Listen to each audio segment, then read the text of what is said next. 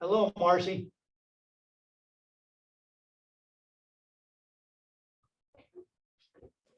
Hello, how are you? I'm good. You Good. got the message that officially it won't get started for a couple more minutes? No, I didn't get that, but that's fine. Yeah, Derek, I won't be able to share anything until Derek gets it officially started. Oh, okay. No worries. He's on the way to Pocatello, so I guess he's running a little bit late. Oh, okay. What's the weather like your direction? Just rain, cold and rain. Yeah, It's been raining just about all day. same here. Kind of, it didn't rain a lot. It was just overcast a lot and then rained Yeah. off and on. It's just been a light rain is all. Yeah. But it is, I don't think it got above 40 degrees today. No, I don't. 48 here right now. Okay.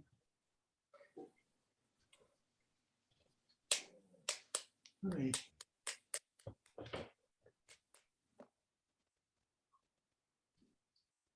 Nope, I still haven't got it yet, so I can't do anything. Okay, no worries. I'll sit tight. If anybody is there listening, if you have any questions, bring them up. We can go ahead. Yeah, I got a question. Who's the instructor? Who's the instructor? I don't know the guy. Here blonde, I don't, well, white hair or blonde, I'm not sure which he is. Okay, sounds good to me. I thought you were teaching this class. Oh, no, I would let us all out in about 5 minutes. It'd be a pretty short class. Where you at, Pokey? No, Meridian. Oh, you guys took way off. Yeah, Trina and I are over here at Meridian.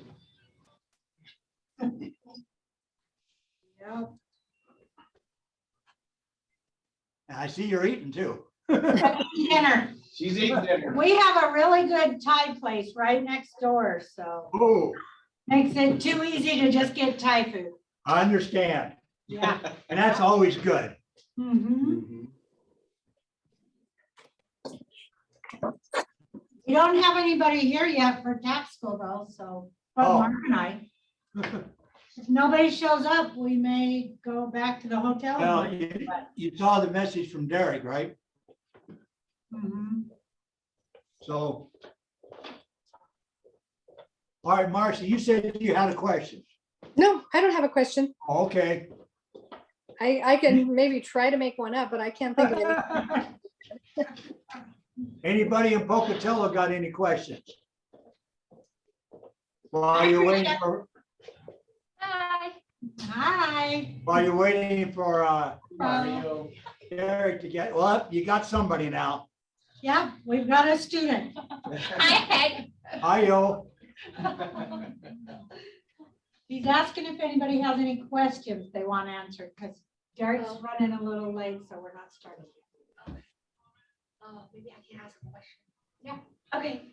Hank, so I still want to ask about the taxable income. For the So, Roth. The taxable compensation. yeah, and that is the same as taxable income. Usually is, yes. I'm And just gonna verify one thing. And that amount is calculated without considering contribution to pre-tax retirement plans.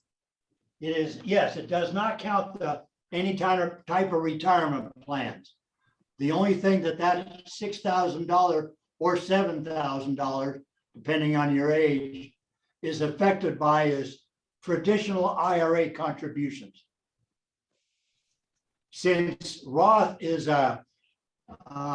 after-tax dollars, you are limited to putting $6,000 in that account if you're under age 50. Or if you've also made a deductible contribution to a traditional IRA, the total of all of your deductible IRAs plus your Roth cannot exceed $6,000.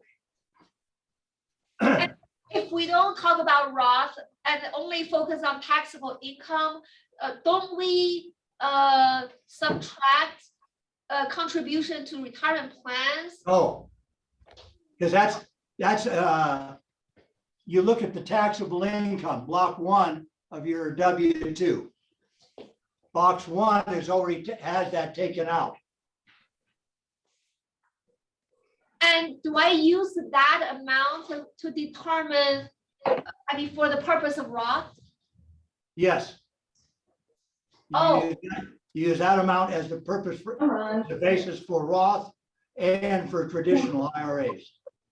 Oh, okay, so I see, so that actually is, that amount is actually the subtraction of the contribution to various retirement accounts. For your, yes, for your before tax dollars that have been taken out voluntarily by your employer. So compare that amount and the 6,000, Correct. gotcha. As Thank long you. as you're, remember, you're limited to either your taxable income or $6,000, whichever is lower. Right, and taxable income is from that box. Right, from box one of your W-2s, or the sum of all of box ones. Yeah, thank you. You're welcome. Anybody else have a question? Pocatello, Amy? All right.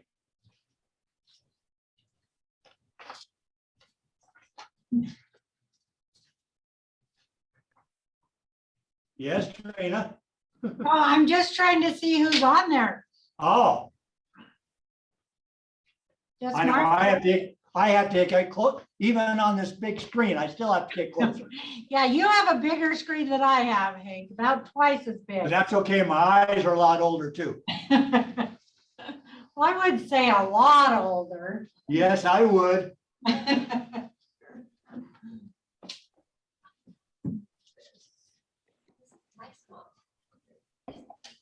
It's nice.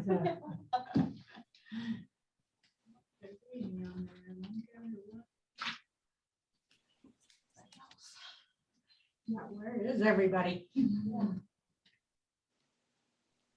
Yep, I still can't bring up anything on the screen. One of the things I proposed, we talked yesterday, Can't I last get it? Thursday, about doing chapters 8 and 9. Well, after looking at 8, I'm thinking, or actually looking at 9, I am, no, excuse me, 9 and 10. After looking at chapter 10, I'm going to hold that one off for until Thursday, so that we can go ahead and do a little software work.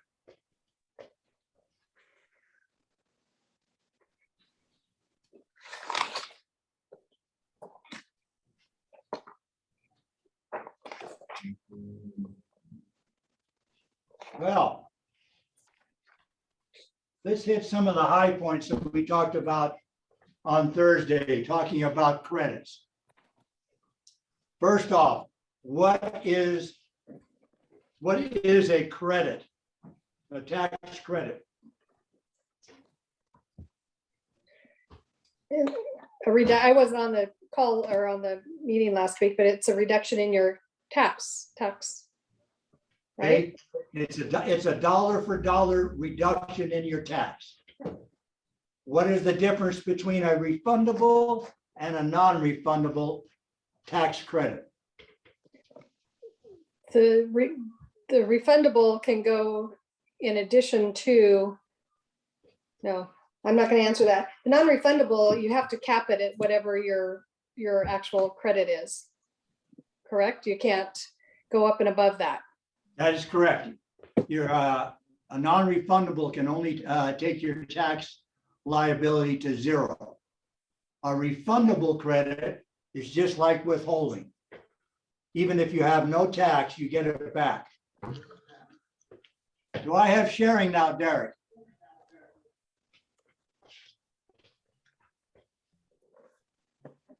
So you won't get a return for a non-refundable credit? You will, no, all you can do is take your tax to zero if it's a non-refundable.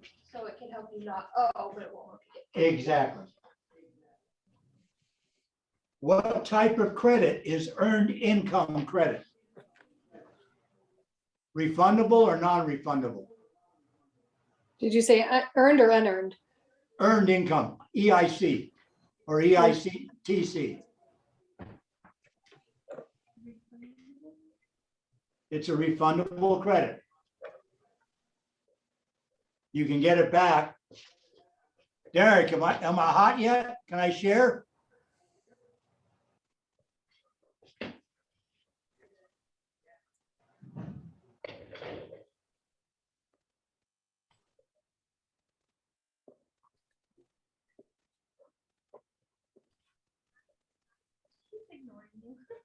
No, he gave me Derek, he gave me a thumbs up, but still disabled.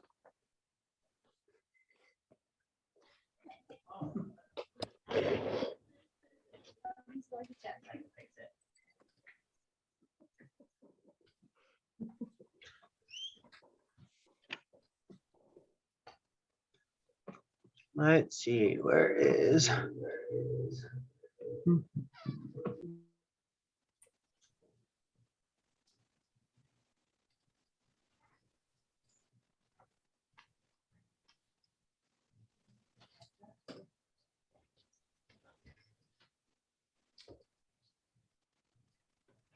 Ah, There you go, you should be good now.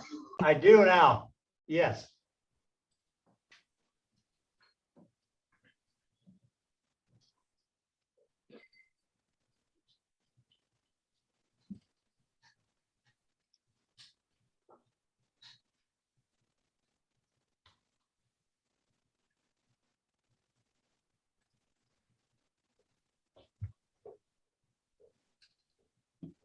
All right.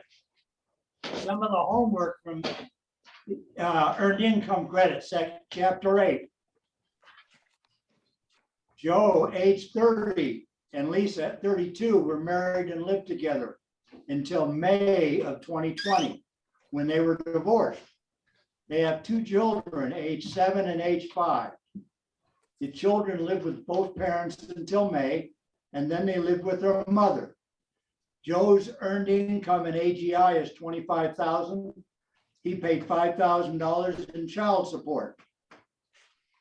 Lisa's earned income is $17,500 and her AGI is $19,500. Who can claim the earned income credit and what amount of credit?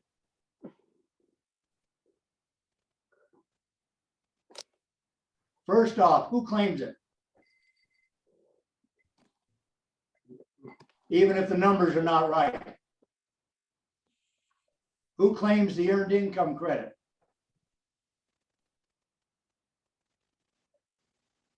The mother. The mother.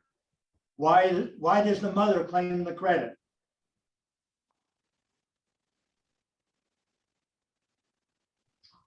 Because they lived with her for more than half the year. They lived with her for more than half the year and it's more than 6 months, right? Yes. Okay, so Lisa's the one that claims the credit. Then you just have to go on the tables and obviously the numbers they pulled out must have been wrong. I don't remember. I mark it down here. Let's see.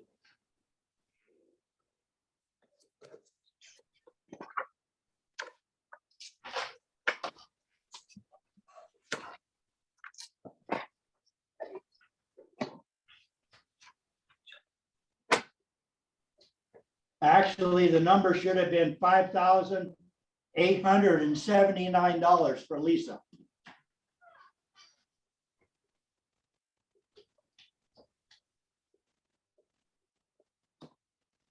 What is the maximum age for somebody without children? Okay, the answer is 65. What's the range? At least what age? 25. At least 25, but less than 65. Due diligence, and this isn't really covered very well in this chapter.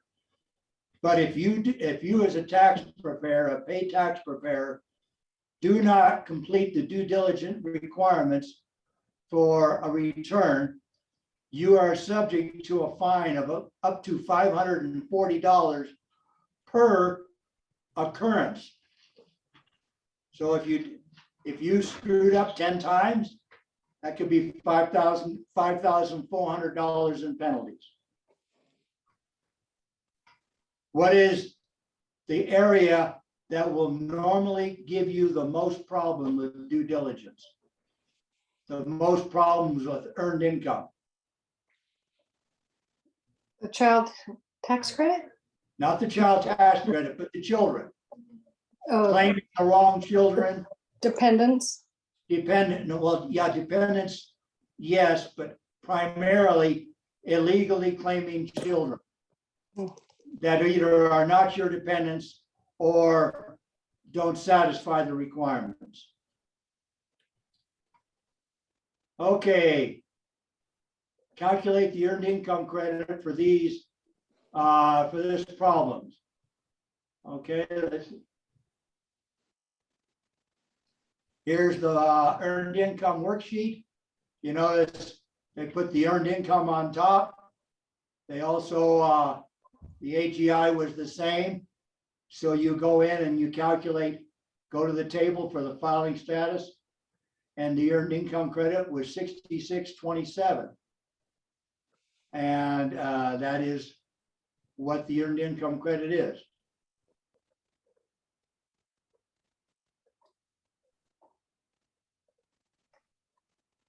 All right, here's the relationship. Question 1.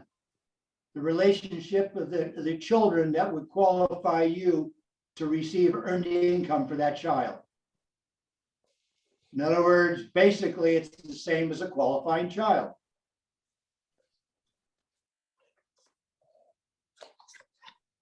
Assuming eligibility and no special rule for divorced or separated parents, only one person can claim a qualifying child for the 5 tax benefits. List those 5 benefits. We've talked about it several times, but it's the child tax credit, which we will discuss tonight, the additional child tax credit, which goes along with that, the credit for other dependents. All 3 of these are related, interrelated. And the head of household filing status, the credit for child and dependent care, and the exclusion from income for dependent care benefits. All right, this homework number 4. Are there any questions, anything you don't understand on the 1040?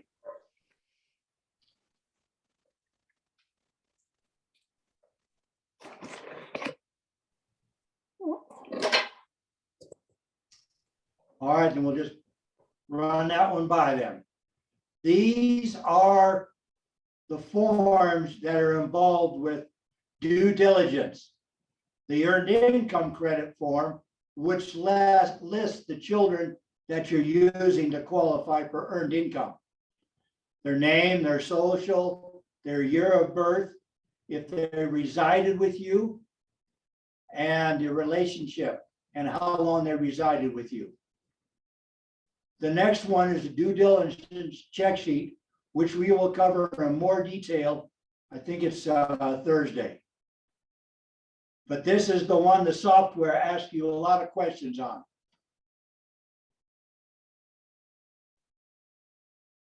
Here's the worksheet for the earned income credit. If your earned income and your adjusted gross income is the same, this number here in block 2 will be your earned income credit based on the number of children you have and qualifying children and your earnings and your filing status. If your AGI is different than that, then you will put that number in block 3, and then you'll calculate the earned income credit for the AGI. And then you will take whichever is lower, box 2 or box 5, and that will be the earned income credit that goes on to your 1040.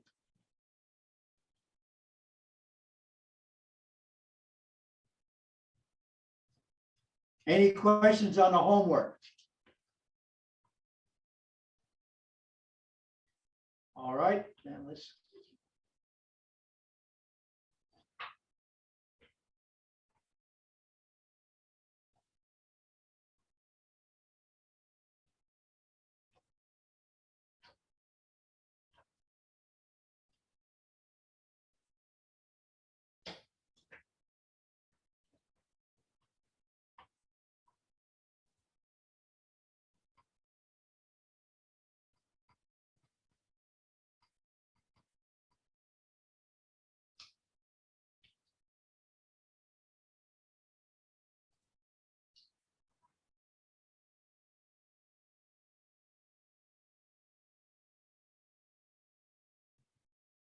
All right, today's lesson is chapter 9. Just for information, the changes between earned income credit between 2020 and 2021 are only due to changes in cost of living. There's no changes in the tax laws. So the numbers are slightly different, but don't worry about it.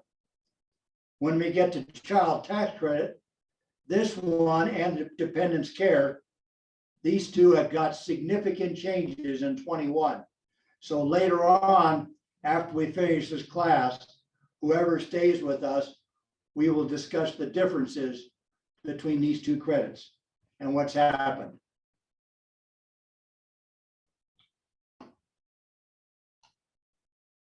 So we're going to talk about the child tax credit, the additional child tax credit. These two are associated. This is for the same, will be for the return, excuse me, and credit for other dependents. We're going to discuss due diligence. We'll also talk about the child and dependent care expenses. This basically is a credit for any child care, daycare, et cetera, that you would generate.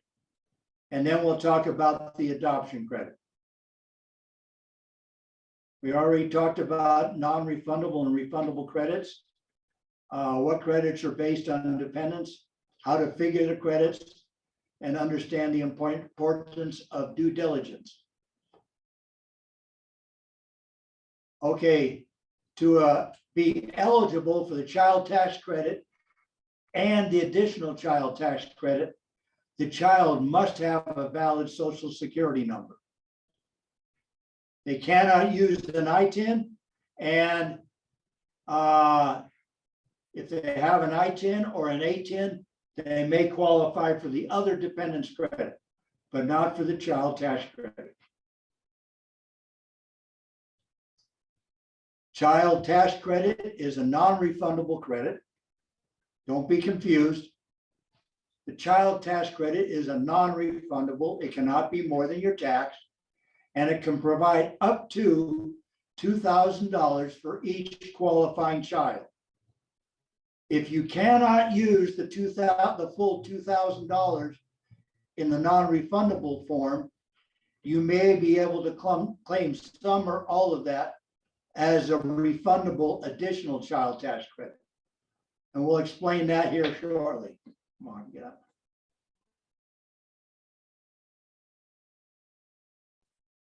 There. Ed and Marcy have 2 qualifying children and are eligible to take the child tax credit of $2,000 each. The tax on line 16 is $26.70. So they can only claim a child tax credit of the $26.70. There may be other credits that even make this lower, which reduces their tax to 0. They do not get the additional $13.30 unless they can claim all or part of it as the additional child tax credit. To claim the child tax credit, you must have at least one qualifying child. They must be your dependent, and the child tax credit is available for all filing statuses. And here's the caveat: if you do something fraudulent, you can be banned from getting the credit for 2 or 10 years. It goes on line 19. You notice right here in line 16 is your tax. You have any additional taxes from the Schedule 2 goes on 17. And then that's a direct subtractor.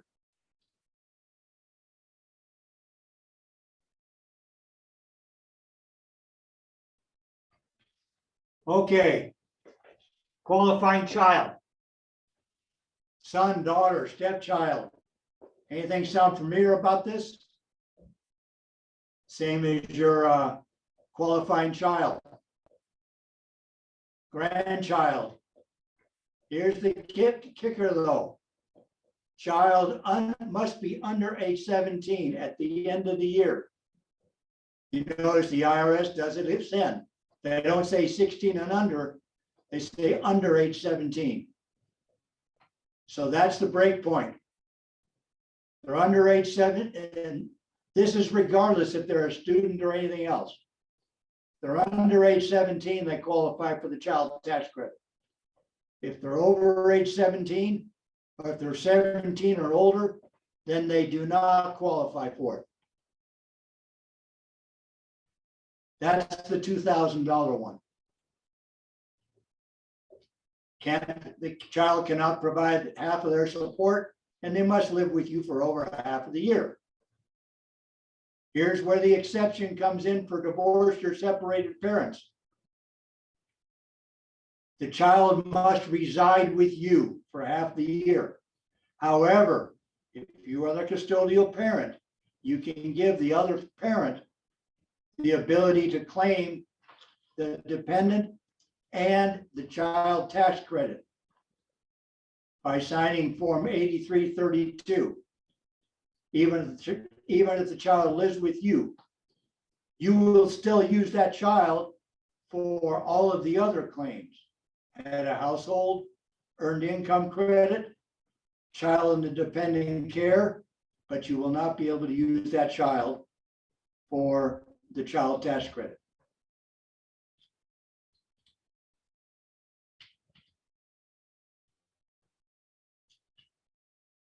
Okay, this statement number 5, you must be able to claim that child as your dependent. However, you can give the child to the other spouse, to the other parent, for whatever reason. You cannot have filed a joint return. The child cannot have filed a joint return unless they're doing it just to get back their federal tax withholding. Child must be a citizen or a resident for half the year, and they must have a valid social security number. We talked about the special rules for divorced, separated, parents living apart. And this basically is the custodial parent gets the child unless the custodial parent willingly gives up the dependency to the other parent. There's 8332. Courtney lives with her father, Calvin. Calvin has signed the 8332 that he will not claim Courtney as a dependent. So Courtney is not a qualifying child for the child tax credit. She is a qualifying child for the former wife. However, if Calvin has other children that he is claiming, they could qualify him for the child tax credit, but Courtney will not qualify him.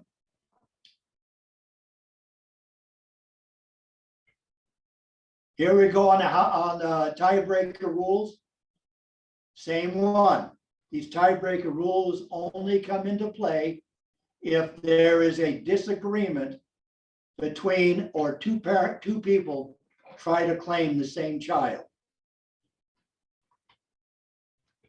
Remember, it is valid if you have dual custody, equal custody, shared custody, whatever the terminology they might use, to where the parents can decide who, as long as they have resided together, or the child has resided with one of them, who is going to claim the child.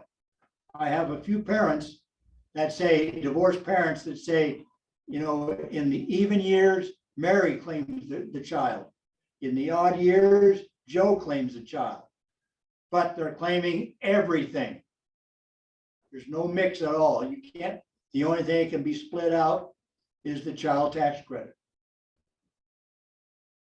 Only one person can claim the credit for each individual child. Here's the tiebreaker rules. I'm not going to go over them again. Basically, the first determination is if it's a biological parent. The second one is if they not live together, is going to be the time that the child lived with the parents, whoever the child would live with longest. After that, we start going to HGI.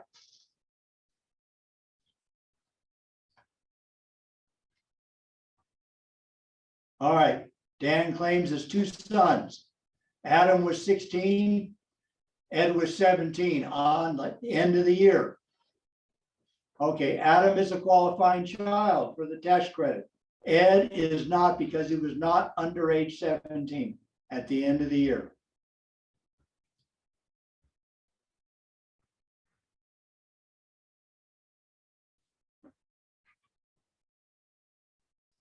All right, Tom and Tina are married filing jointly. They have two natural children, and they're also caring for their nephew since his parents passed away. They're the guardian for the nephew. They provide all the support, and they can claim him as a dependent.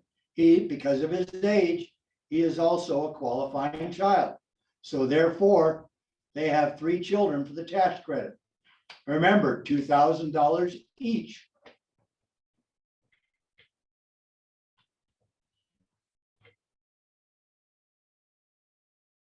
This is the worksheet that determines your child tax credit.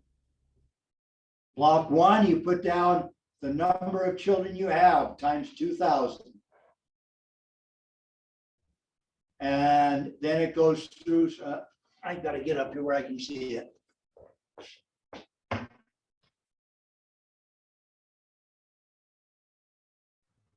Okay, that also includes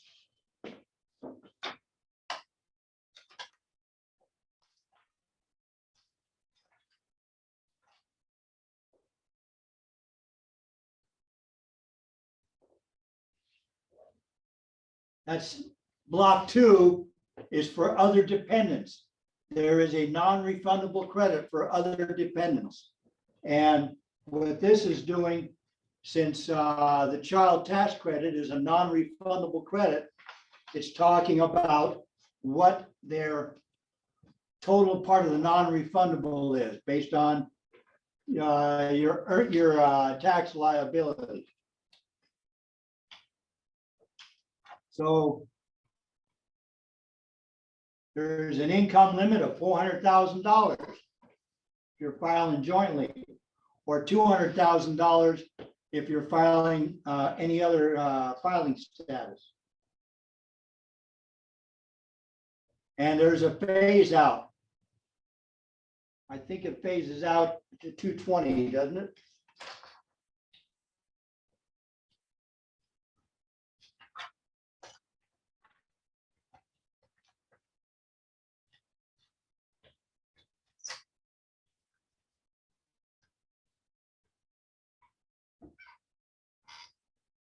Yeah, it goes down, phases out with with 20, with 5% higher than what that number is. So either 220 or 440 is when it phases out.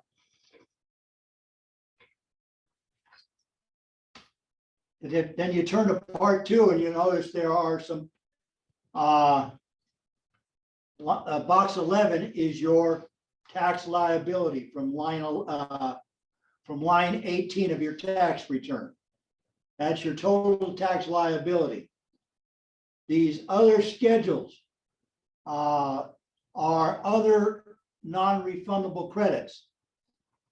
These will reduce the amount that you can use on your child tax credit as a non-refundable part.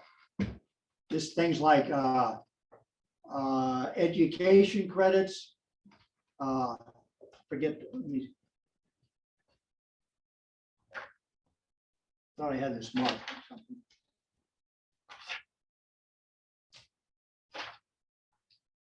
But it's child and dependent care credits, education credits, adoption credits, and a couple of others.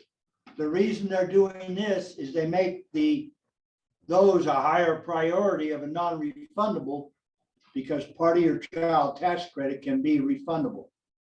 So therefore, they hold that when the others are non-refundable. So they just take your taxes to zero. So all of these are limiters, reducers. So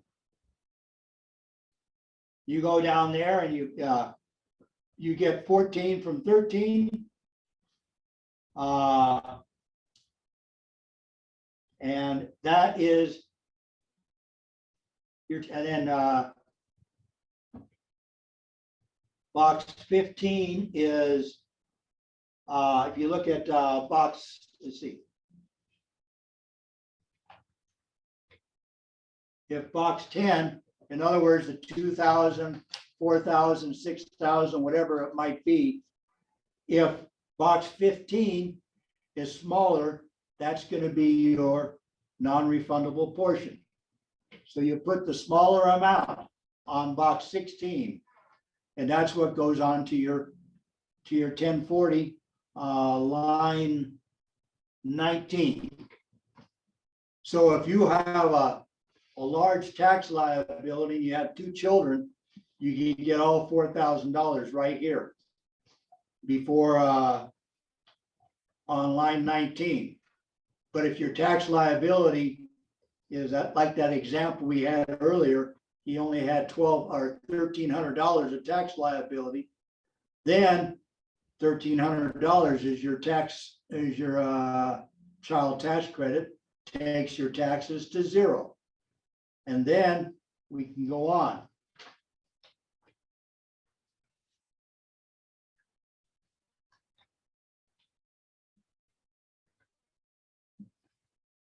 So there's an example here on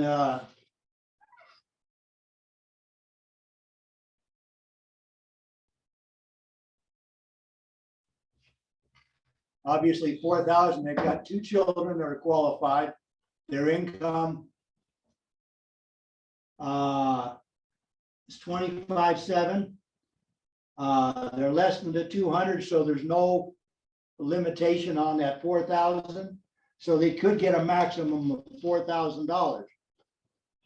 But their tax liability is only $700, $705.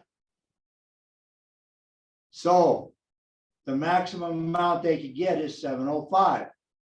These others, by the way,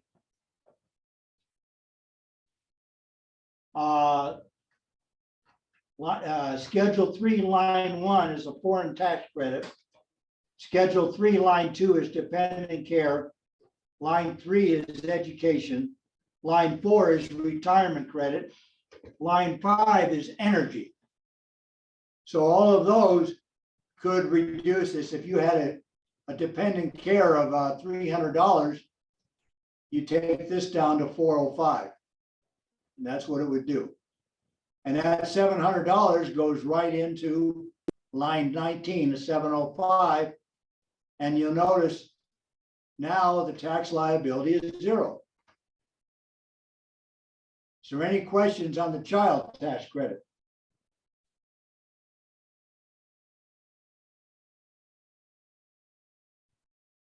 So then, the additional child tax credit is a refundable credit.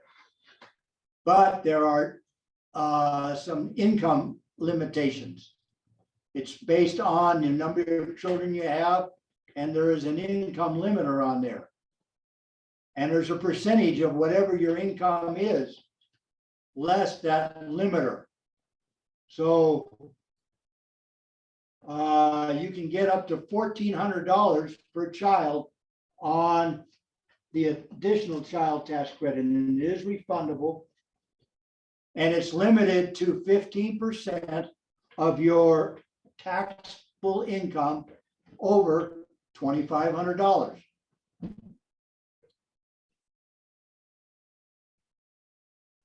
Now, this is total. So in the previous example, we had two kids. They had $4,000 there. They only were able to use $705. So they've still got $3,295 left over. And it hasn't been used.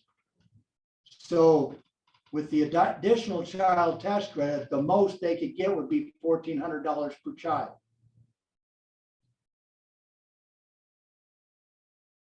And we'll show how that calculation here works in a minute.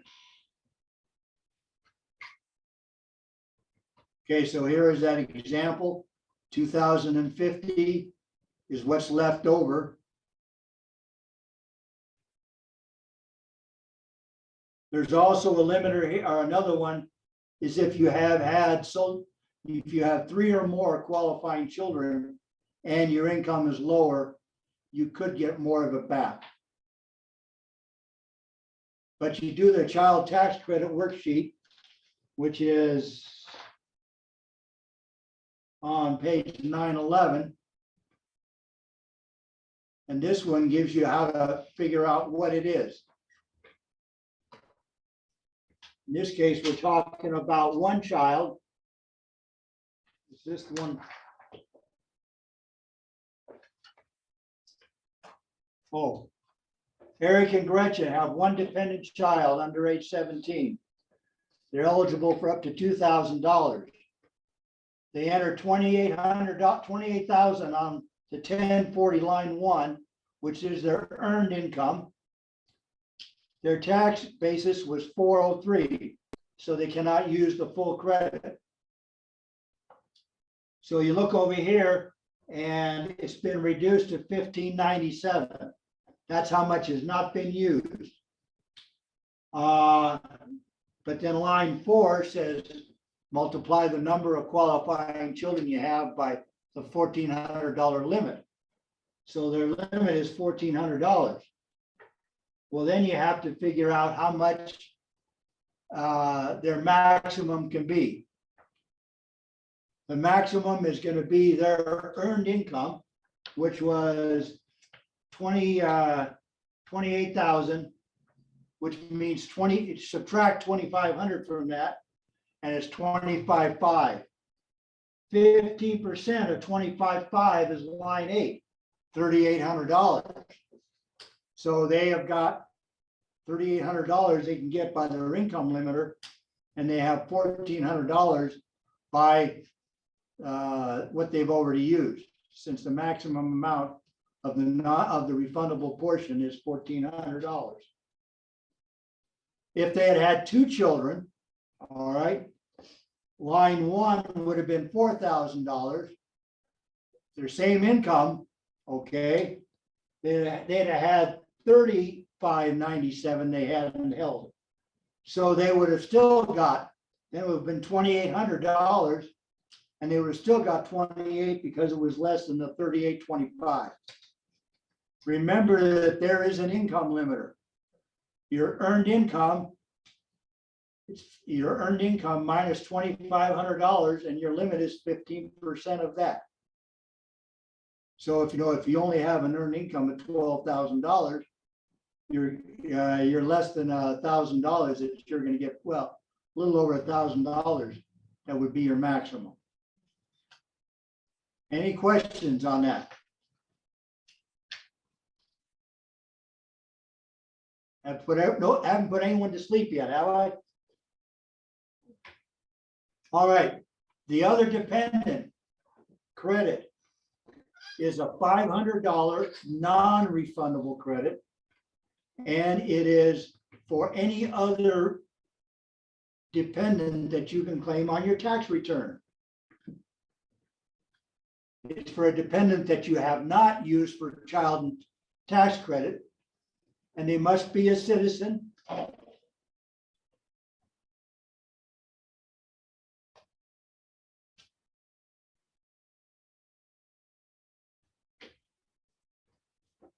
They must be a citizen or a resident alien or a national. There is no age limit for the other dependent credit. Could be grandma if you're claiming her.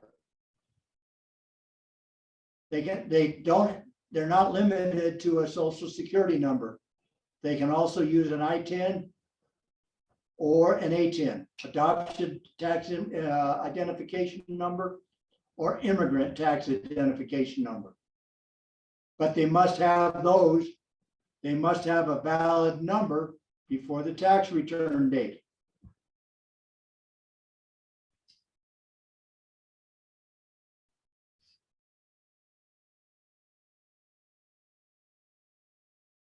You've got a child that doesn't qualify for the child tax credit, then they still may qualify for the other dependent credit.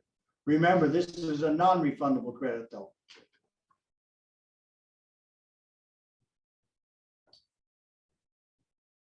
Randy and Sandy both have valid SSNs.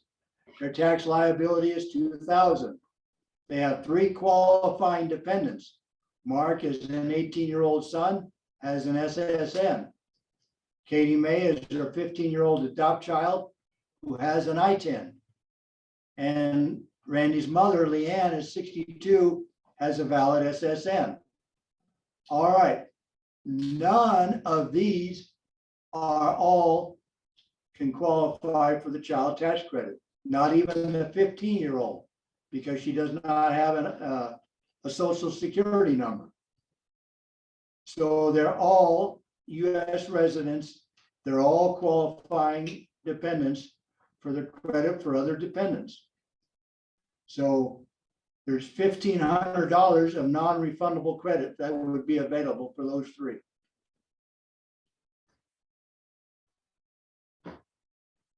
Any questions on child tax credit and additional child tax credit? Remember, child tax credit is non-refundable. You can be all the way up to $2,000 per child, but it's limited by your tax liability. If you do not use all of that, you're qualified for additional child tax credit, which is a refundable credit. The maximum it can be is $1,400 per child, per qualifying child. But it is income limited. The higher the income, the higher the credit can be, up to the maximum of $2,000 per child in both of them. Any confusion there? Yes? No. Oh, okay. Anybody else? All right, we talked about due diligence. All paid tax preparers are required to exercise due diligence. What does that mean? That means we have to ensure, to the best of our ability and the knowledge that the taxpayer has given us, that they are qualified for all of the tax credits they're getting. The children are valid children, they're their children. They have the relationship, the age, the residency requirements, the income requirements, so that they can be qualified children. If you do not do that due diligence, you can be assessed a penalty of $540 for each credit that fails to comply. This also applies if you're taking, this, the other part is for a different one. You can be assessed a penalty of 50% of the income derived or $1,000 if you take an unreasonable position. In other words, if you are telling them that, you're misinterpreting a tax law. So you're telling them that they could take a child that wasn't theirs. If you gave them that bad information, then you could be susceptible to this $1,000 or 50%. And it's up to $5,000 if you do willful and reckless conduct. I've never heard anybody that's had any of these penalties. I know I have filed a complaint with the IRS on a taxpayer preparer down in Blackfoot that was filing a lot of fraudulent, and I know he is no longer in business. I have no idea what other penalties were assessed to him, but he is no longer practicing.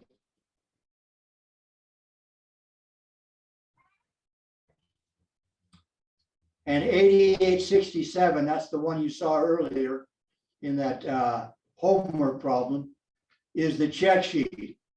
It covers child tax credit, additional child tax credit, and other dependent credit. Also covers earned income credit, American Opportunity Tax Credit, which is an education credit, which we'll cover on another day, and the head of household filing status. What do all of these have in common?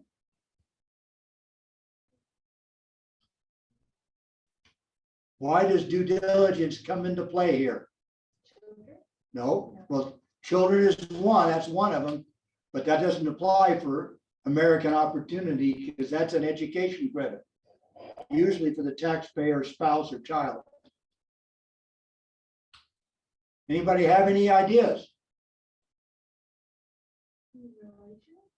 No, not a relationship.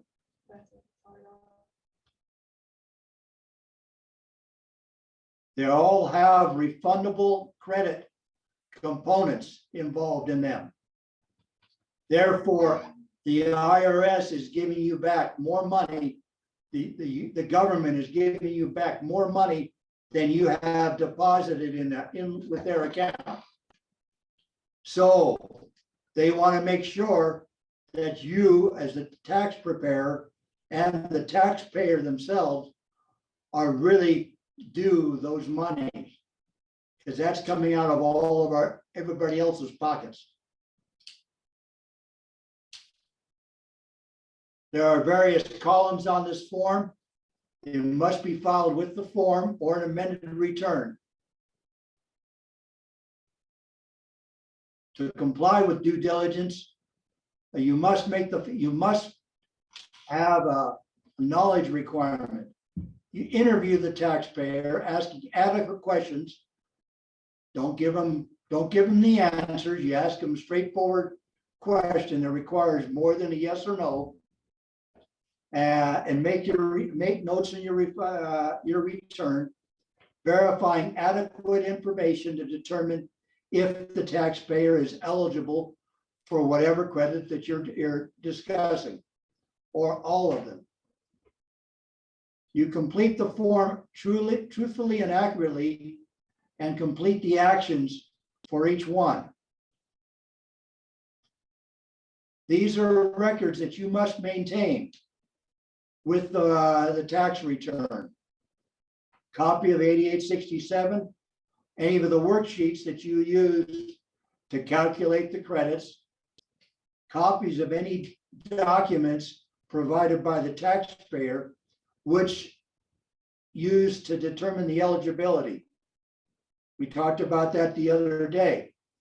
Residency record. How do we know that that child has lived with the taxpayer for more than half the year?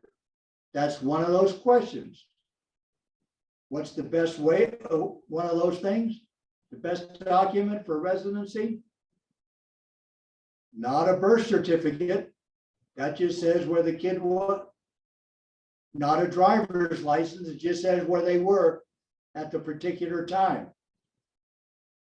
Best documency for residency is a school record, a medical record, a daycare record, maybe a church record, something like that, that shows that that child actually resided with the taxpayer. And you got a record of how, when, where you got the information from, and then any additional questions that you may have asked to clear the muddy waters. This is the due diligence form. You notice there's a section here for due diligence for all of them. Then there's due diligence for earned income, due diligence for child tax credit, due diligence for education credit, and then due diligence if you're using head of household filing status. These are questions that you will be asking for the taxpayer and or the qualifying child. If you've done any of the practice returns, you've already seen this document once. Any questions on child tax credit or additional child tax credit?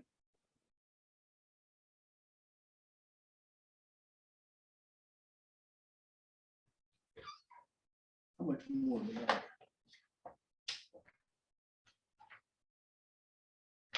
All right. No questions.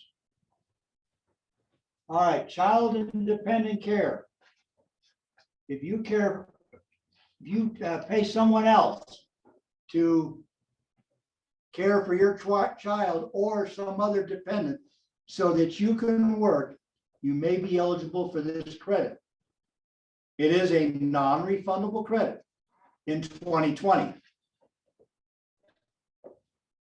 2021, it happens to be a refundable credit, but that's another day. For the purposes of this class, it's a non-refundable credit. It reduces your tax, a non-refundable refund, by a portion of what you paid somebody else to care for your dependents while you were working, looking for work, and also if you were a full-time student. You complete the form 2441 and it's claimed on section 3, schedule 3. If you remember when we were looking at the child tax credit worksheet on page 9-8, that's one of those schedule 3 numbers. So this credit would be considered before child tax credit.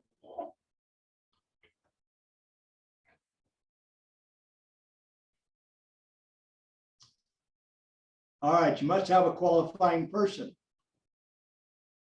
We're going to throw different ages at you. Care is for one or more qualifying person.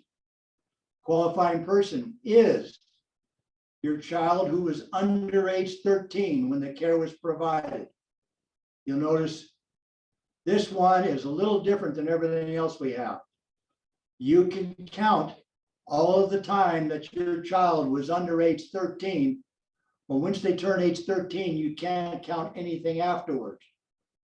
For example, if they turn 13 in May, you can count the first 6 months or the first 5 months of the year, any child expenses you paid for that child until they turn 13. After that, you can't count them, even if they're still in daycare. Or if it was your spouse who's physically or mentally incapable and lived with you. Or if you have someone that you can claim who is physically and mentally incapable of working.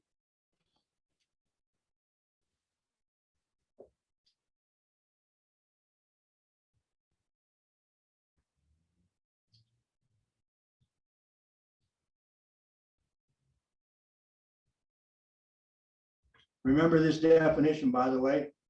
Dependent is a person other than you and your spouse that you can claim on your tax return. Spouse is never a dependent. Clara and her husband lived together all of 2020. She pays someone to care for Tom so that she can go to work. Tom is physically unable to care for himself. He is a qualifying person.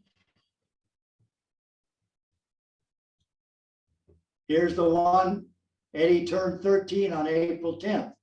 While under age 13, he was a qualifying person.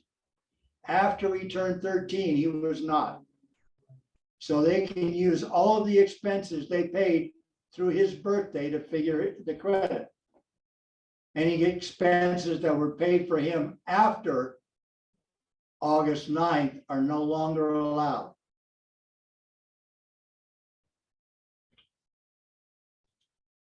And here is a disabled individual lived with her brother. He supports her. He supports Maria. He can claim her as a dependent. So she is a qualifying person. He can use any of those expenses that he paid to care for her while he worked as qualifying expenses. Okay, here we go again. Divorced and separated parents. The child is treated as the qualifying person only. I'm going to add the word only of the custodial parent, even if an 8332 form has been submitted. The non-custodial parent cannot treat the child as a qualifying person for dependent care.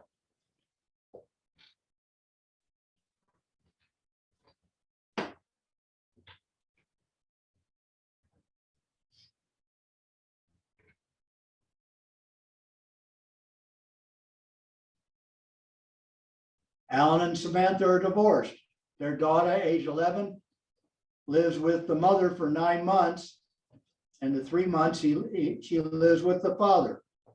She has signed an agreement allowing Alan to claim the child as a dependent. She pays for childcare so she can work. Because she is the custodial parent, Samantha can treat Judy as a qualifying person for the credit, even though she is not claiming Judy as a dependent. Alan cannot claim the credit under any circumstances. Okay, second test. You must have earned income. This also includes self-employment. It includes non-taxable combat pay. Work release programs, and while you're in jail, do not count. Okay, a spouse is treated as having earned income for any month that the spouse is a full-time student or incapable of self-care. So you must have at least 5 months of the year. So you must be a full-time student for the year, essentially, even though you're only going to calculate the income for the months he was a student. The income for a non-working spouse is considered to be $250 per month for each qualifying person, or $500 a month if you have 2 or more.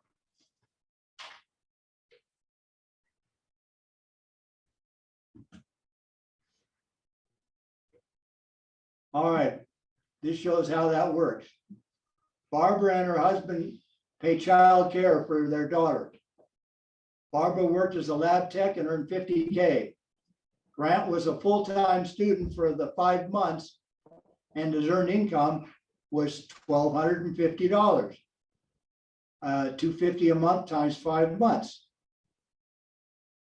Guess what the income is?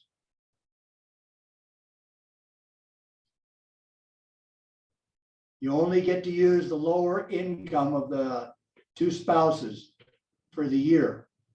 So we have to use, we will calculate the grant, credit based on grants income.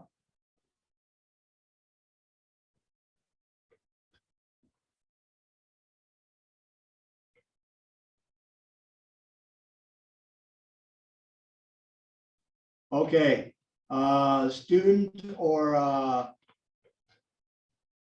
incapacitated only counts for one spouse. One spouse must have earnings.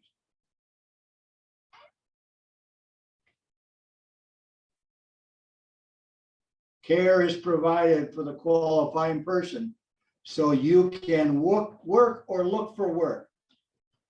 The purpose of this expense must be for you to work or look for work. You can't use it because you're getting a babysitter because you want to go play golf, something like that. You must receive payment for the work. So if you're out doing volunteer work, that does not qualify.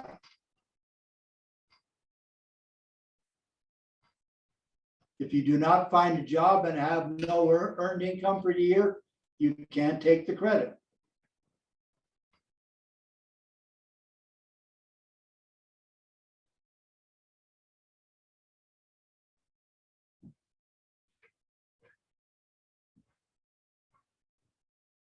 Okay. Maxine doesn't do anything while she has the kids in daycare. She doesn't have a work or she's not looking for work. Therefore, she cannot claim the credit.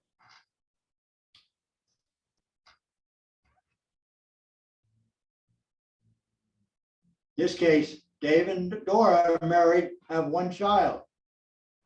Dave works and Dora attends school full-time. Since one of them they meet the other conditions, they are eligible to claim the credit.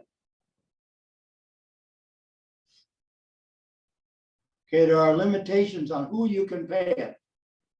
The care provider cannot be your spouse. Cannot be the parent of your qualifying person. If you're separated and Joe is the non-custodial parent, you cannot pay him to do the babysitting. You also cannot use a child under age 19 or anybody that you claim on your return as a dependent. So if you've got a college-age student that is living at home, you cannot claim that student if you're using the student, or you cannot claim those expenses for the student. You can count work-related expenses to relatives if you have grandma living in your home, but you do not claim grandma on your tax return, then you can pay her to live or to take care of your child.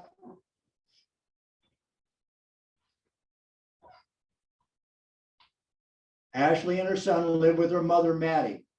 Ashley pays Maddie to take care of her 6-year-old son so that she can work. Maddie is not claimed as a dependent.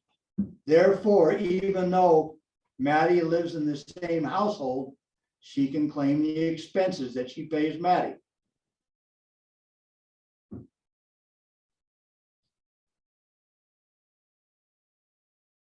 If you're married, you must file a joint return. No separate returns. Married filing separately does not qualify for this credit.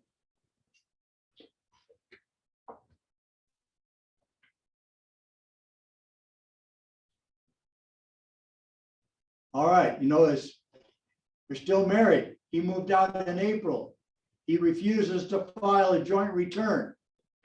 Connie's paid the expenses for maintaining a home and her daughter. Qualifies to be considered unmarried, and she files ahead of household filing status. Therefore, she can claim the child tax, the child and dependent care credit. If Connie's husband did not move out before July 1st, in other words, they did not live apart for the last 6 months, she would not be able to. She would have to file separately and would not be able to claim the credit.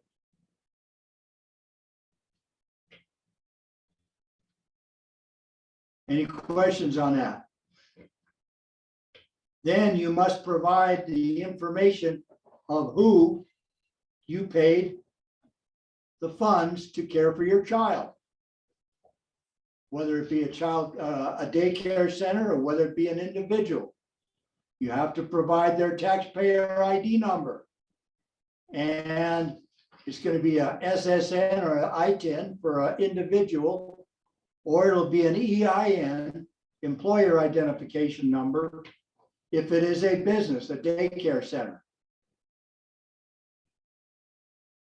And there's a little note here, if it's a tax exempt organization, then you do not need to show the TIN.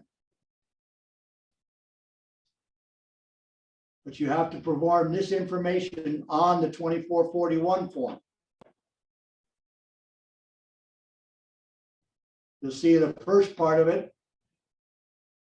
Part 1 here is who did you pay? And how much did you pay them in total?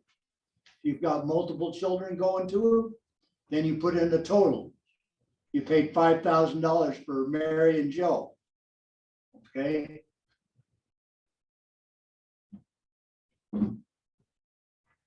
This is a flow chart that helps you determine whether you're eligible to claim the daycare expenses.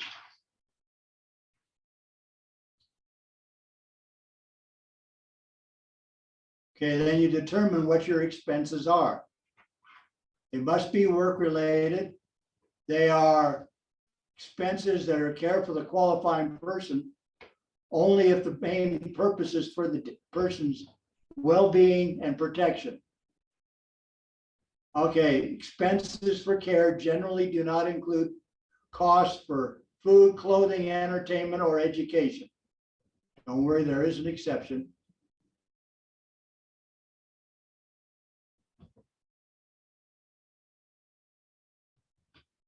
Claudia's older child attends first grade at a private school for which she pays tuition. After school, the child goes to a daycare center.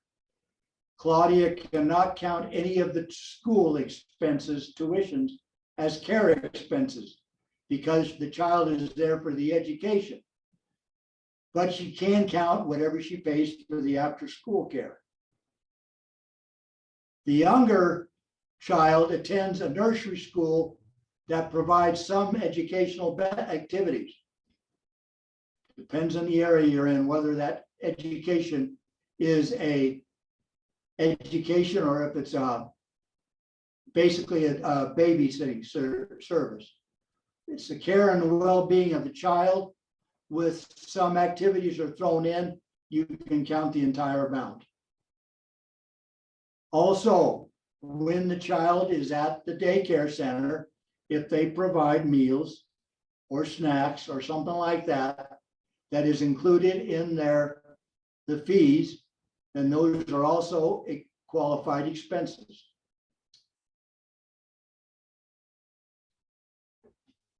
Okay, limit on work-related expenses. Amount of work-related expenses for the credit is limited to the lower. The actual expenses incurred, $2,000 as an example. Your earned income, or if you're filing jointly, the smaller of your earned income or your spouse's earned income. Because what we're saying here is obviously one of you is not working very much if you've got a low income or you're a student, so you're available to do some of the care yourself. And there is a dollar limit. Somewhere in the book, I noticed it said 5,000, and which was a mistake.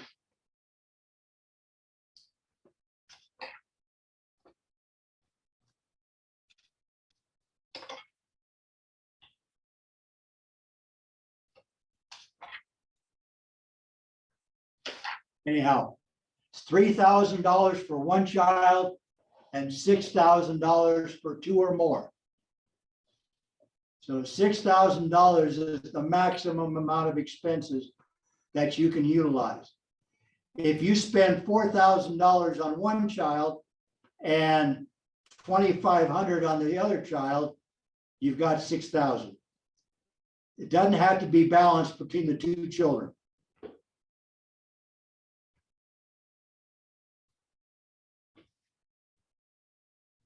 Paid $4,500 for their 3-year-old child so Barbara can work. She earned $50K. Grant did not work, but was a full-time student. So he's got $1,250. Dollar limit for Barbara and Grant's childcare is $3,000 because they only have one child. However, their income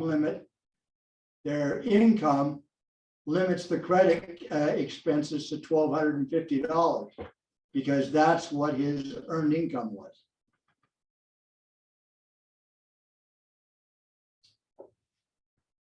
This is the form that you've got, 2441. Part 1 is all of the institutions or individuals that you paid to have the child care. Part 2 is all of the children or qualifying individuals that you would list. Obviously, you only need 2. These expenses do not have to be equal and are not limited to $3,000 per child. If you have more than one child, they're limited to $3,000 total for one child or $6,000 total for 2 or more children. First line is what your limit is, 3 or 6. Okay. You actually take the totals from here. Whatever the total expenses you had for the children, and it could be no more than $3,000 or $6,000 in line 3. Line 4 is the taxpayer's earnings, earned income. Line 5 is the spouse's earned income. You'll notice line 6 is whichever is smaller. That gives you your allowable expenses.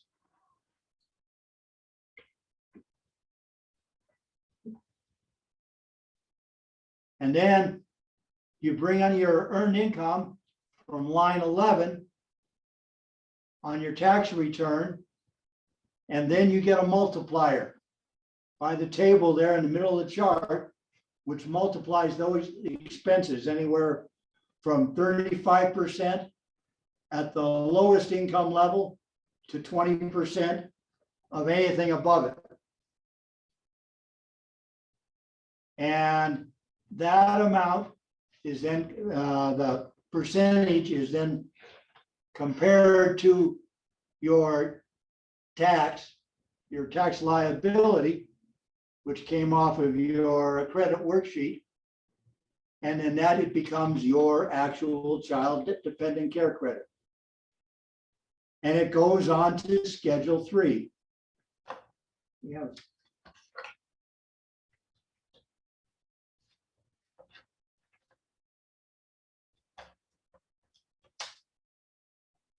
Schedule 3 is shown on 926.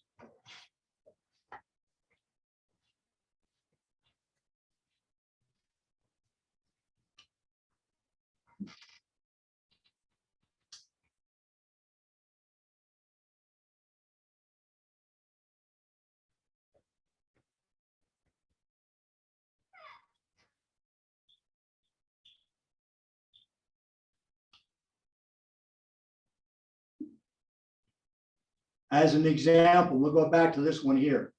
If they had a second child, okay, and they had expenses that for the second child at $2,000, and Grant went to school all year, so you have he'd have $500 because you got 2 or more children, right?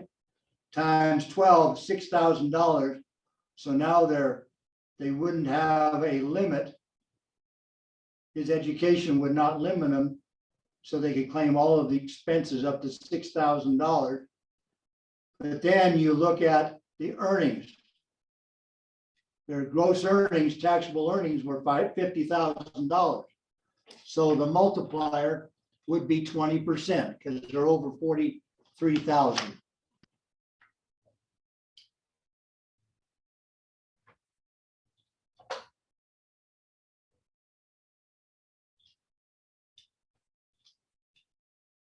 If you don't provide the information and make an effort to get that information, the IRS will not allow you to take the credit.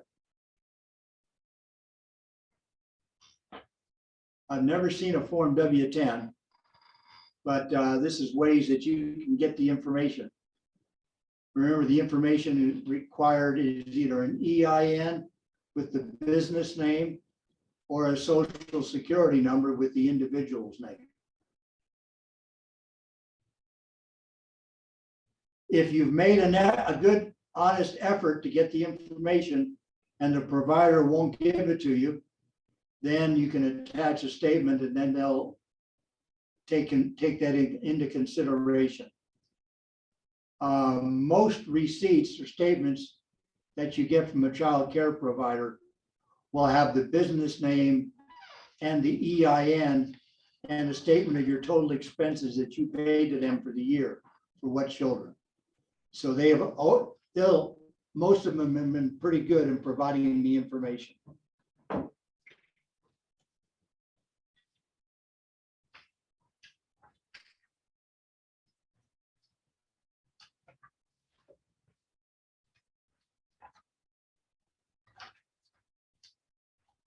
Okay, the last credit we'll talk about is another non-refundable credit. All right, here's the one we were talking about here. 2,700 and 3,700, both children qualify.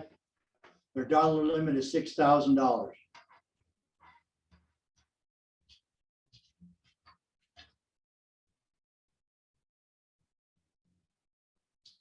Here's an example of one here.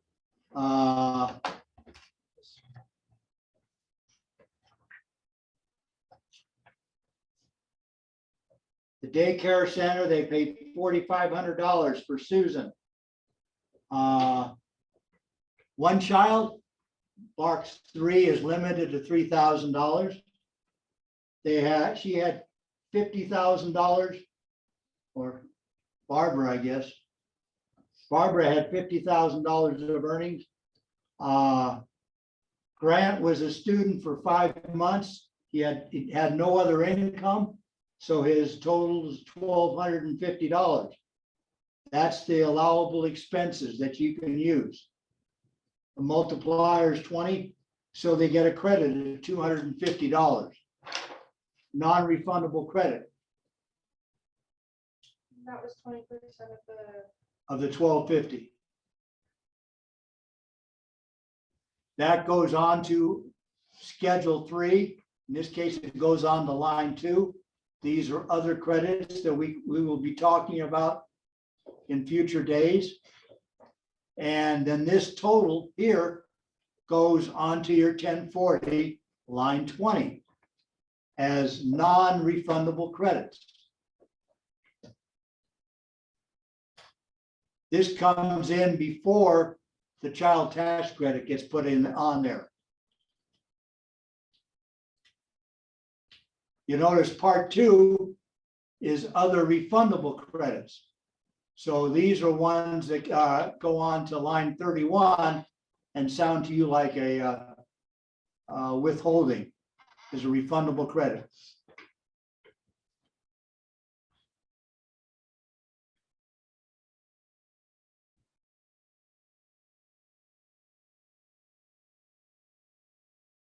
All right.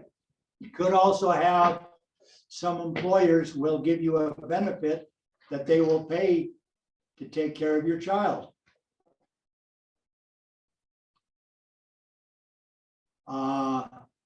This is not taxable if it's fully utilized.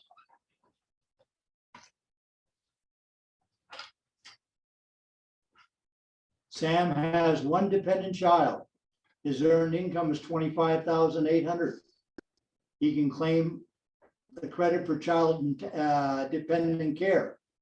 Box 10 shows that he got $1,200 in dependent care benefits from his employer. So his care expenses were $3,200. So we used all of that, so it's excluded from income. His dollar limit is reduced to $1,800 because he's got $3,000 limit minus his $1,200 that the employer paid for him. So he would figure his credit on work-related expenses of $1,800. Even though he paid $32,000, the maximum allowed for one child is $3,000. That's where this number came from. So the $3,000 limit minus the employer's benefit gives him an allowable $1,800 that he can take credit for.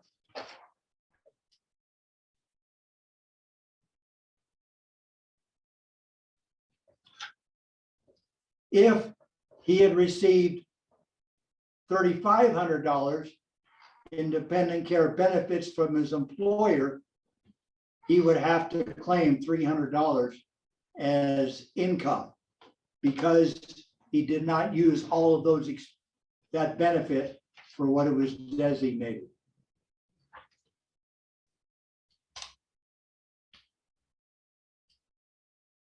Make sense?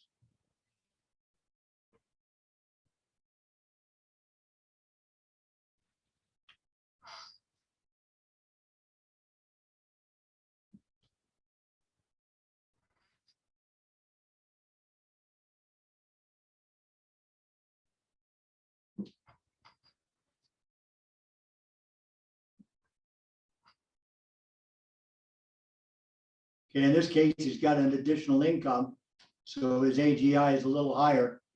His tax is $753. And his credit is 29% of his actual expenses when he goes into the chart. So he can only take the credit for $522.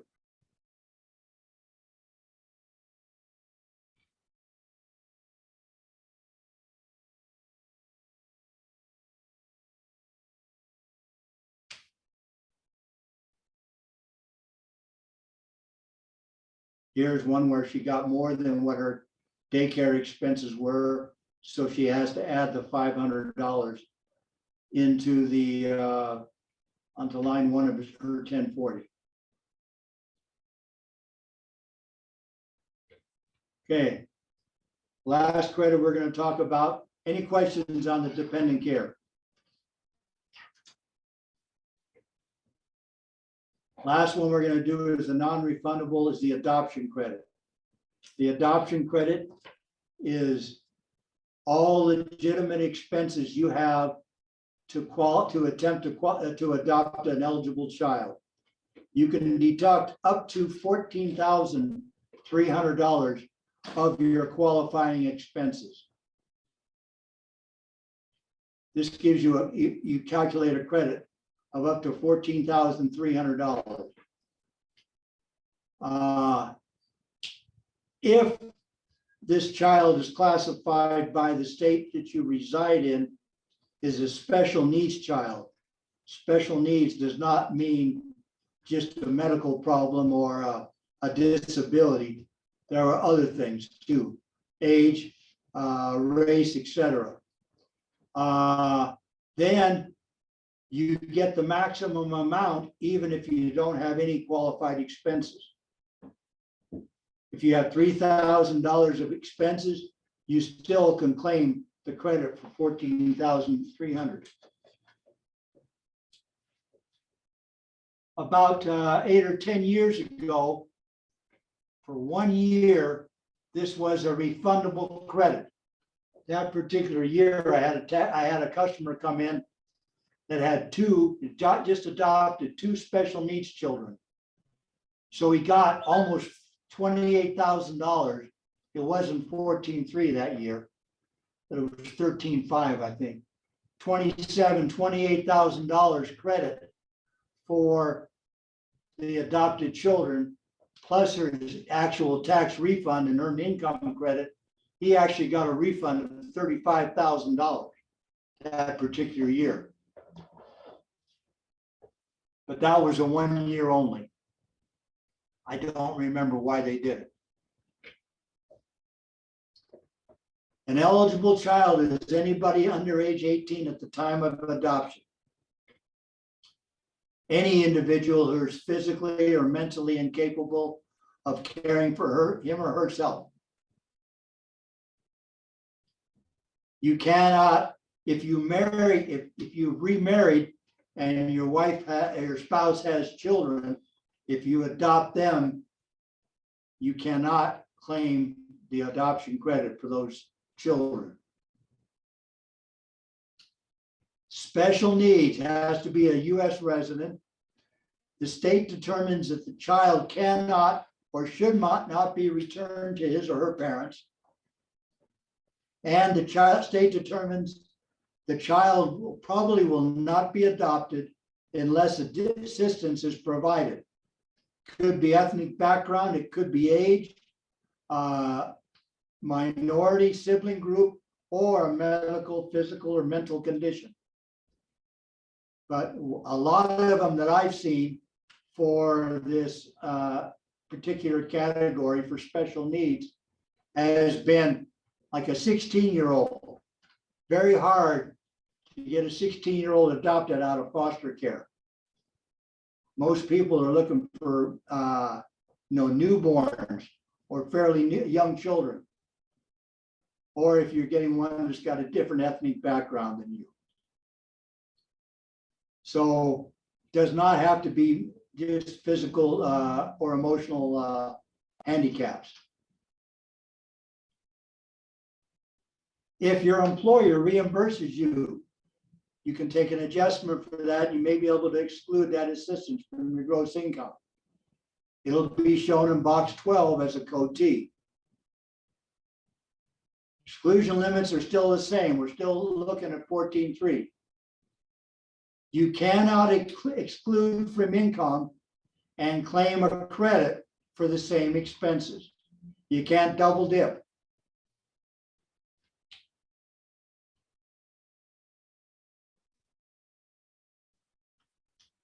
So you go ahead and figure out what must be excluded.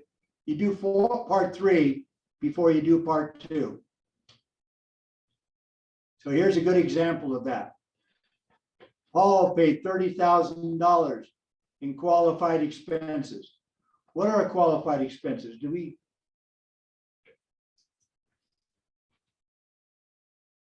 Qualified expenses are stuff like legal expenses, travel expenses, if you need to travel,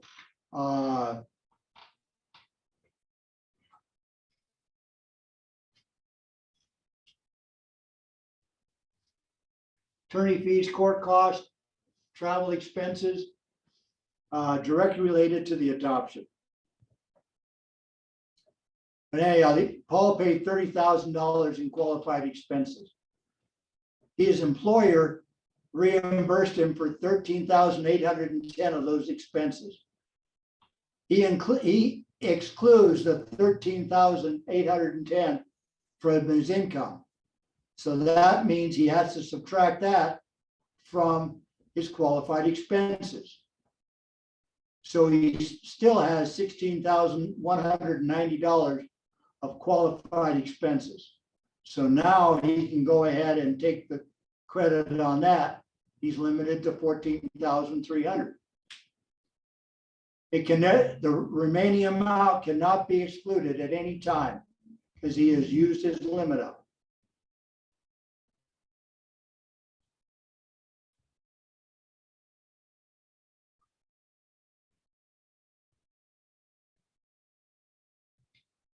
Okay, again, married filing separate cannot claim a adoption credit if you're filing separately. If you're head of household, you can claim it. Or if you're filing jointly, obviously.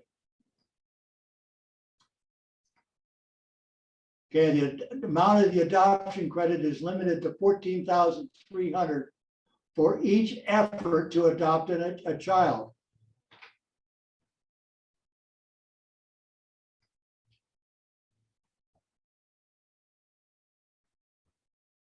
Okay, you are eligible to claim some of your expenses.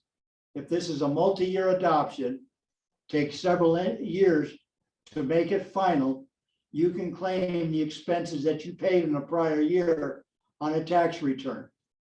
Then those expenses, you're still limited to 14,300 for that one adoption.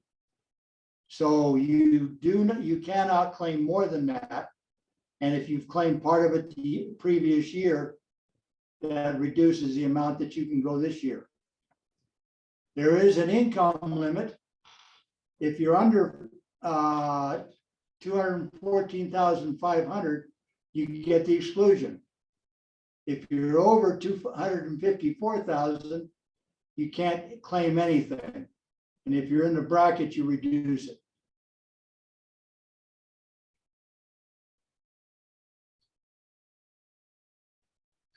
All right, this is an example of how it is.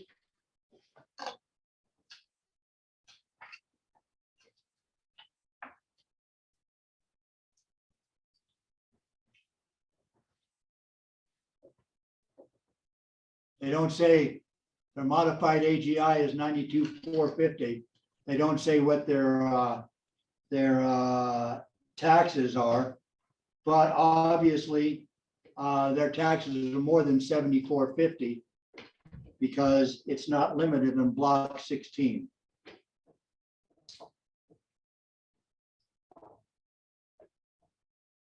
But you notice the maximum credit is 14.3 on line 2.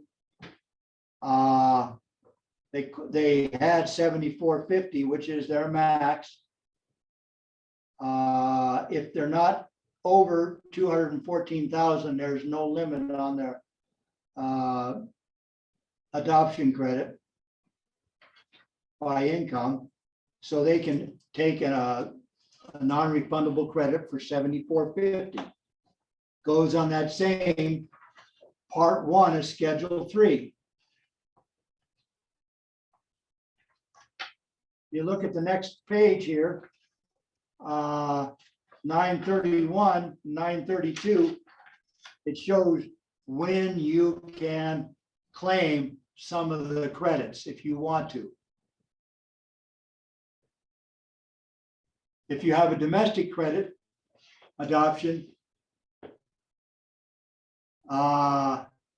if you started adoption in 2018 and you paid some expenses in 2018, but the adoption is not final in 2019, this line here, you can claim those expenses if you so desire. Okay. The year the adoption becomes final, you can claim the credit for any expenses in that year. And if you have any year after the year the adoption becomes final, if you've got additional payments. So you can claim all of your expenses up to 14,300 for that child.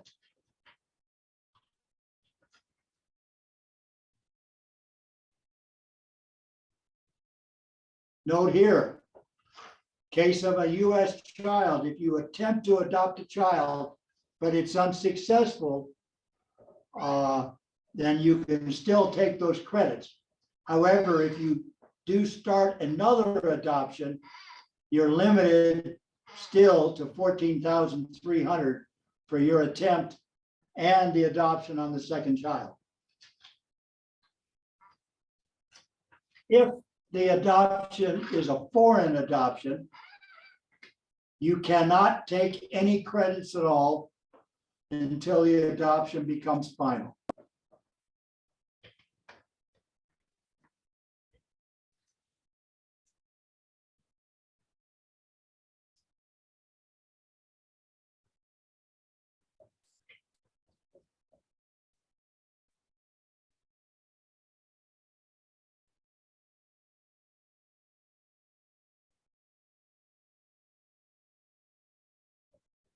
All right, here's Salvador and Rose adopted a child, US citizen.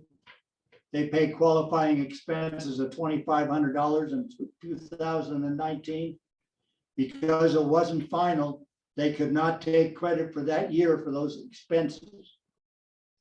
However, if they went into 2020 and they still didn't complete the adoption, they could have claimed the $2,500 in 2020 if they wanted.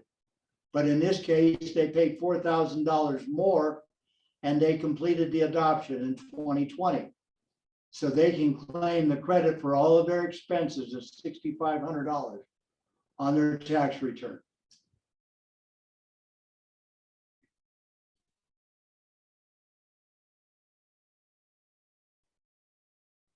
All right, a summary. Tax credit is dollar for dollar, non-refundable, just eliminates the income tax, but will not give you any additional refund. A refundable credit can come back to you even if you have no tax. Child tax credit is non-refundable.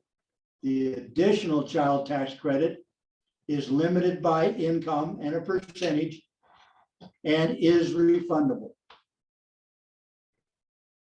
The total child tax credit for 2020 cannot be more than $2,000 per child. Rules for a qualifying child vary slightly, but basically they're qualifying if it's a qualifying child.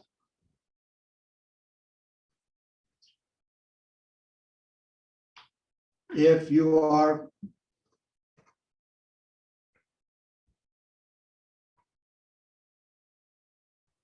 all right, you can't get, no, you can get child tax credit. Filing separate. I think that's the only one you can.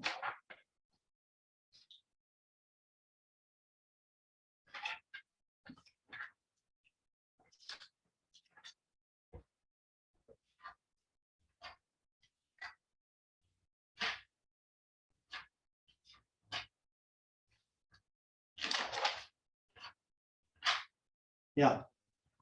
I don't know why they said that. It says not filing separate. You can qualify for the child tax credit if you're filing separately. But you cannot qualify for the earned income credit. And you cannot qualify for the additional child tax credit.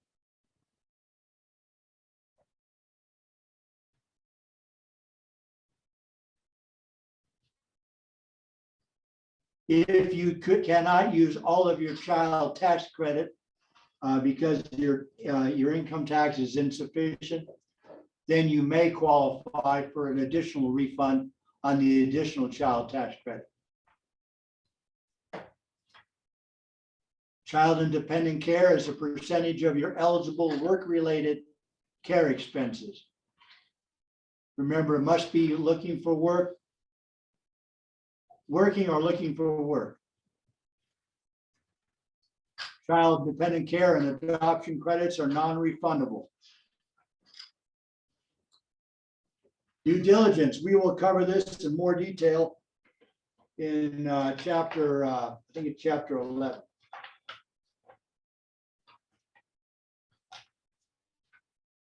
Yes, we will cover this in more detail in chapter 11.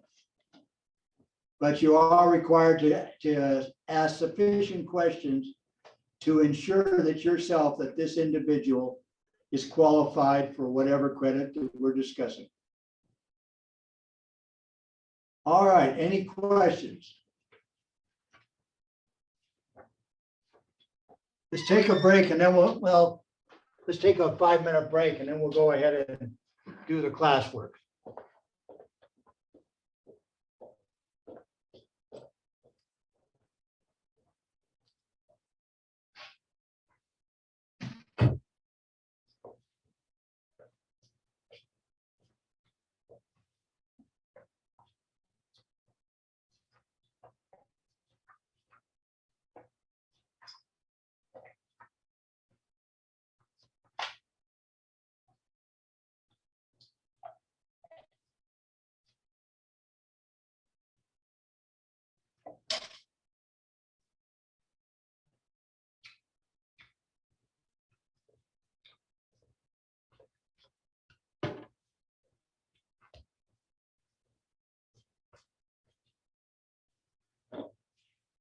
If anybody has any questions, go ahead and ask them.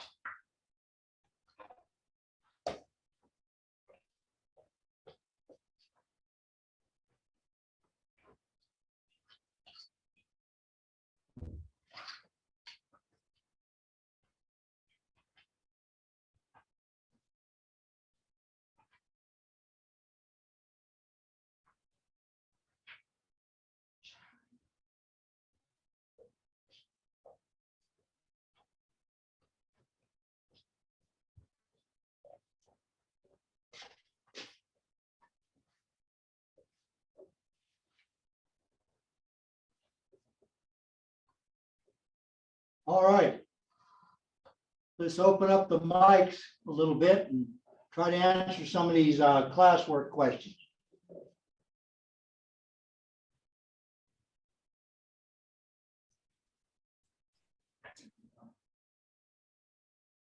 How about Amy there? Is Amy there? How about Pocatello? How about opening up your mic?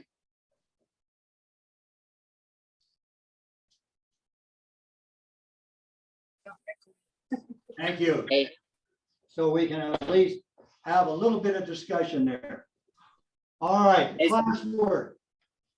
Did that go for anybody or does that sound okay? Sounds okay.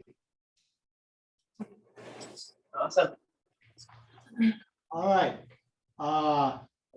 The child and dependent care credit can be claimed for expenses paid for the entire year, even though the child's birthday was in October of 2020.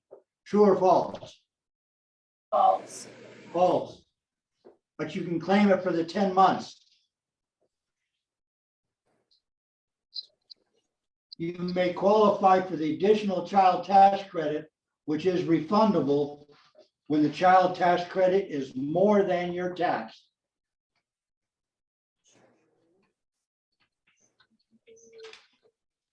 Anybody? I see a shaking head. The answer is yes, it's true. The qualifying child, the child must be under age 17 to be a qualifying child for the child tax credit. That is a true statement. The child tax credit can be claimed by a taxpayer who files married filing separate. That is the true statement. Now, a couple of years ago, it was not. But after the 2017 tax code change, it became true.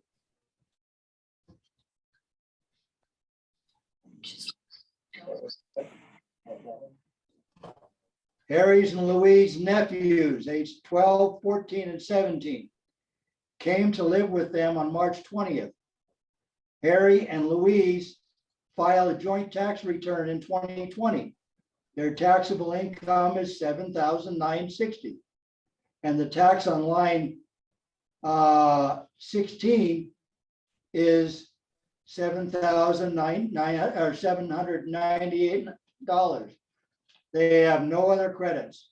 How much is their child tax credit and why?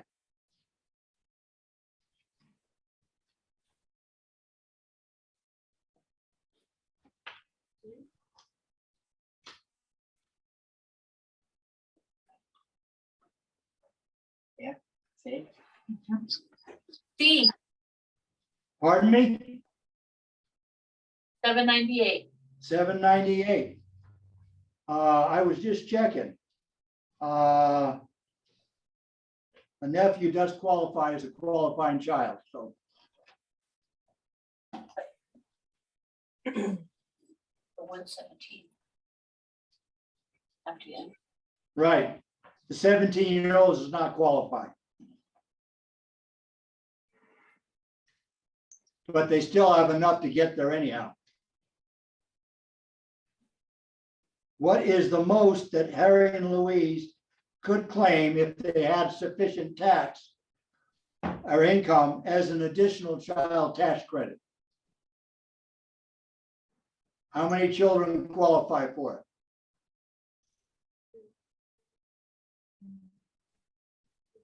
Got the answer here is 2. So how much is the credit? Could the credit be? $2,800. So if they had a third child, that would have made it more than. Would it have been the 3202 if they had a third child? No, it would have been 42.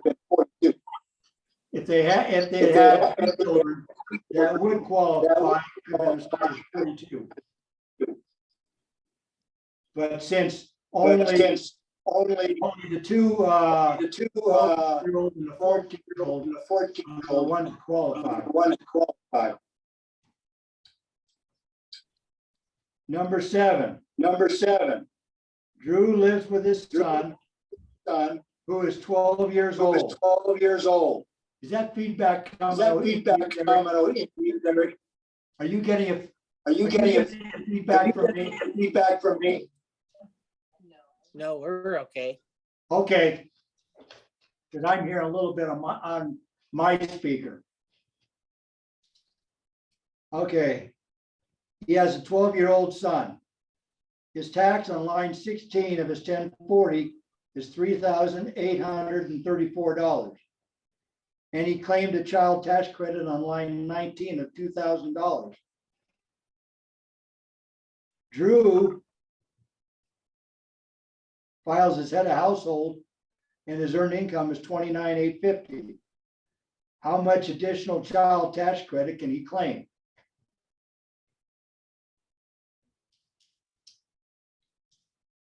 What is the maximum amount that you can claim per child? No, the total maximum amount you can claim for a child. per child. It's $2,000. How much has he already claimed? $2,000. So what's his additional child tax credit? 0.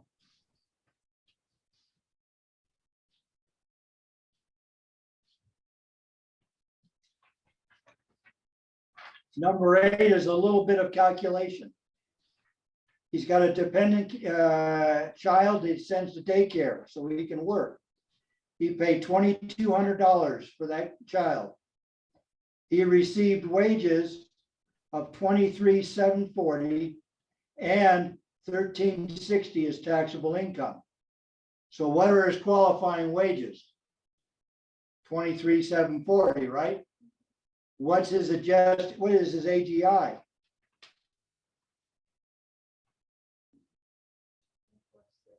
It's 25,100. So what is his credit? You go to the 2441 and you see that his multiplier is 0.29% or 29% of his qualified expenses. Qualified expenses were $2,200.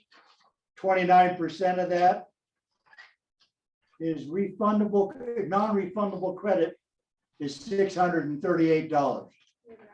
Can you walk through that again? Sure. All right. If you look at table or form 2441, it wants to know what is your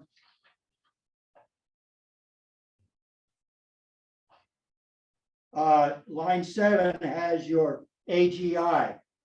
In this case, his AGI is his earnings plus his interest, which puts him at 25,100. Okay, you go to the tables in that form, and if it's between 25,000 and 27,000, the decimal allowance is 0.29. So then you take his allowable expenses, which in this case was $2,200, multiply it by 0.29, and you get 638.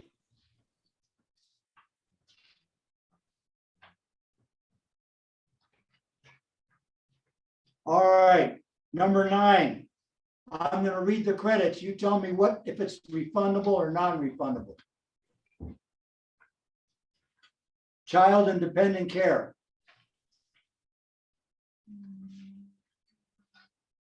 I can't hear anything. Yeah, everyone's muted. It's non-refundable. Child tax credit. You've all got your muted on there. Child tax credit, refundable or non-refundable? It's non. I see it. Thank you for shaking your head.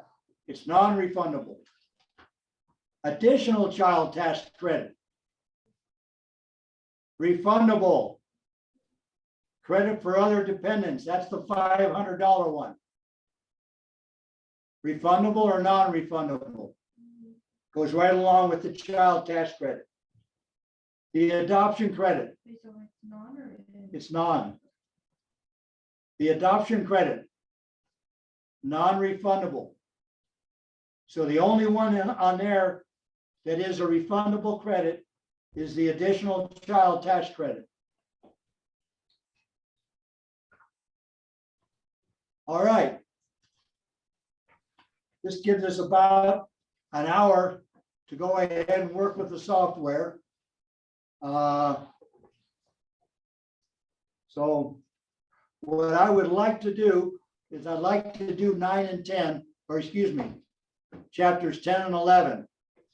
10 is a little involved because it talks about the education credits, but it's got a lot of the accounts that you can set aside savings that we have to talk about. That is something I haven't really talked about before.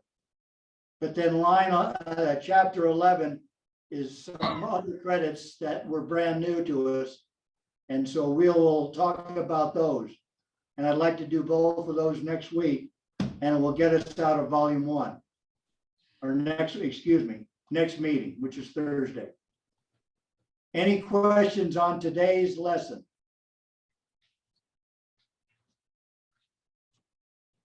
All right, then we have about an hour to go ahead and work on the software, get some practice using it, or go ahead and work on the chapter quizzes so that you're caught up through chapter, is that 9? Yeah, 9. All right, so that's all I have. If no one else wants to bring anything up, I will leave you.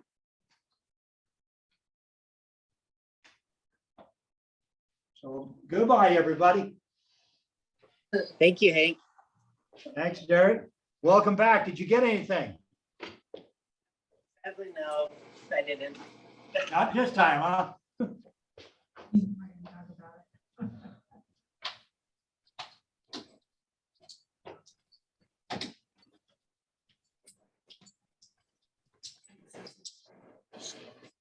I was gonna say, I thought, was it Thursday?